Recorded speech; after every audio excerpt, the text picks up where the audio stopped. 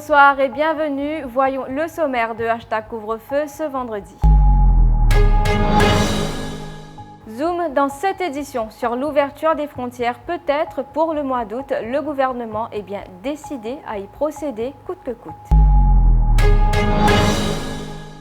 Il faut faire très attention, prévient le docteur Gadjadar. Le rapport bénéfice-risque, selon lui, penche en faveur du danger que représenterait un flux de touristes alors que la population n'a pas encore été vaccinée.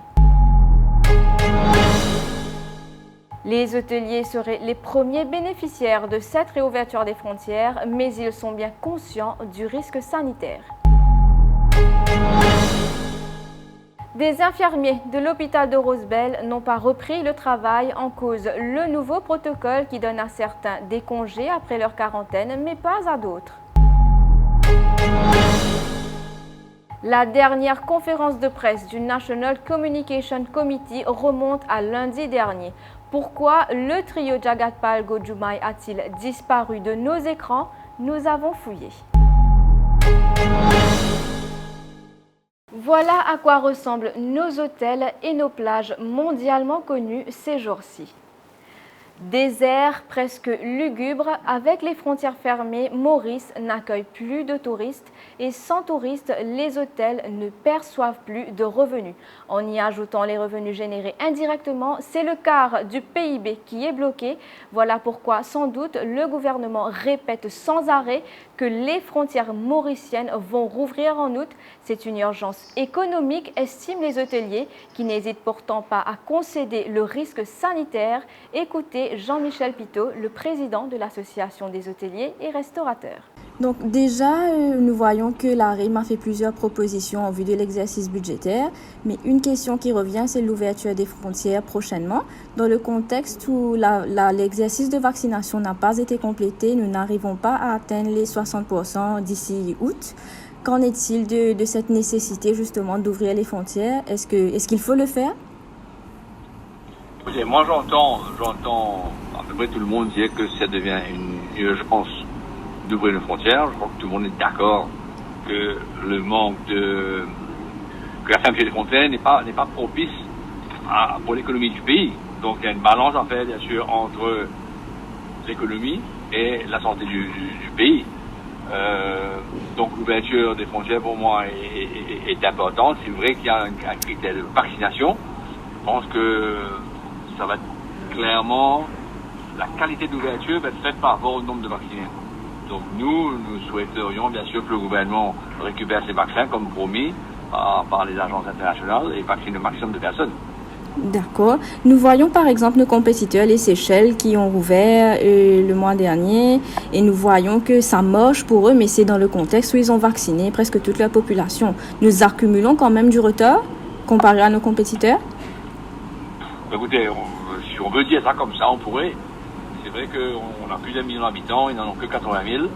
Donc on ne compare pas langue avec langue, je dirais. Donc je crois toujours en notre capacité d'accélérer le processus de vaccination pour qu'arrivé au mois d'août, comme vous le disiez, nous soyons en mesure d'ouvrir nos frontières. Donc c'est tout au moins sur le scénario que nous considérons être possible aujourd'hui. Le docteur Vasantra Gadjadar, de son côté, estime que l'ouverture en août est impossible vu le faible taux de personnes vaccinées. En plus, prévient-il, il n'y a aucune garantie que le rapport risque-bénéfice sera à l'avantage de celui-ci. Il cite l'exemple des Seychelles et des Maldives. Je peux dire, ouvert en août, ça il y a un grand risque. Il y a un grand risque parce que la population n'est pas encore protégée. Deuxième affaire, c'est que nous bien en compte le risque et le bénéfice. Nous bien calculer, nous pourrions une flux, nous pourrions beaucoup de touristes, Maurice. Bien pense bien, entre les mondes, l'économie down là, par quel pays l'économie plate, et nous avons touristes qui sont sortis la France, la Réunion, l'Afrique du Sud, tous ces pays-là, l'économie plate, et plus, il y a un lockdown, il y a beaucoup de cas de Covid. Alors, pourquoi ça m'a dit pour une Maurice? Troisième affaire, c'est que y a une lafrière parmi du monde pour voyager. Du monde paye pendant qu'il y a le tombe malade. Du monde paye, touriste paye pendant qu'il y a un lockdown qui était bloqué là-bas même. Laisse-moi donner l'exemple qui peut arriver en Seychelles. Seychelles qui est un des pays qui est plus contrôlé dans sa région-là. L'année dernière, il n'y a aucun décès. Il y a bien petit de cas. Quand il est ouvert, en août, après il est bien refermé en décembre, là, quand il est réouvert, là, on peut trouver, il y en a 4665 cas. Et, je ne sais pas combien actifs alors, et il y en a 25 décès. Alors, le nombre de décès qui partit en moyenne l'année dernière, à l'époque-là, dans le 25 décès. C'est celle qu'on est vacciné. Mon chiffre, il dit où 95% de la population finit la première dose. Et 69% de la population finit la deuxième dose. Nous pensons que nous balance le risque et le bénéfice. Est-ce qu'il combien de monde pour une Maurice? Et combien de casse nous pouvons gagner avec ça là? Est-ce qu'il vaut la peine ouvert en août avant de rencontrer une population? Pourquoi vous pensez que nous entendons là? Cette incroyable situation à l'hôpital de Rosebel. Un groupe d'infirmiers ne s'est tout simplement pas pointé au travail en cause le nouveau protocole qui est assez confus, voire arbitraire. Tous les membres du personnel soignant, vous le savez, doivent se rendre en quarantaine après un certain nombre de jours en service. Mais souvenez-vous, une circulaire avait imposé 7 jours additionnels d'isolement à la maison. Or, ce groupe d'infirmiers s'est retrouvé sur le tableau de service juste après sa quarantaine. Ils ne se sont donc pas rendus au travail. Ramna Zadik, le président du syndicat des infirmiers, explique ce qui s'est passé. Nous retrouvons-nous dans une situation que le personnel soignant de l'hôpital de Rosebel pas reprend le service après cette période de quarantaine. Donc, qui fait-il faire sa choix pour ne pas reprendre le travail, justement?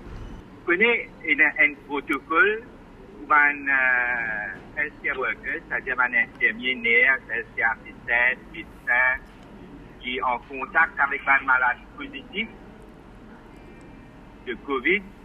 Quand je suis en contact avec un malade positif, finalement, après le tour de service, c'est-à-dire qu'il est 7 jours, qu'il est 14 jours, même je suis en quarantaine pour 14 jours, que jour 0, je fais un test PCR.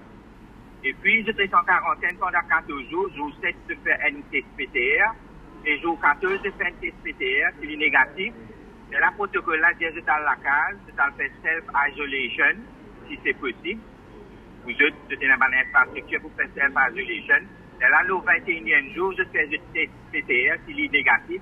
Et là, je reprends le travail. Il y a une confusion, encore, pour certains personnels qui travaillent à Suyak Hospital avec dans GNH, que RPHS, c'est une diète qui, après 14 jours de quarantaine, je suis capable, ça veut dire avec le troisième test qui est négatif, je suis capable de reprendre le travail.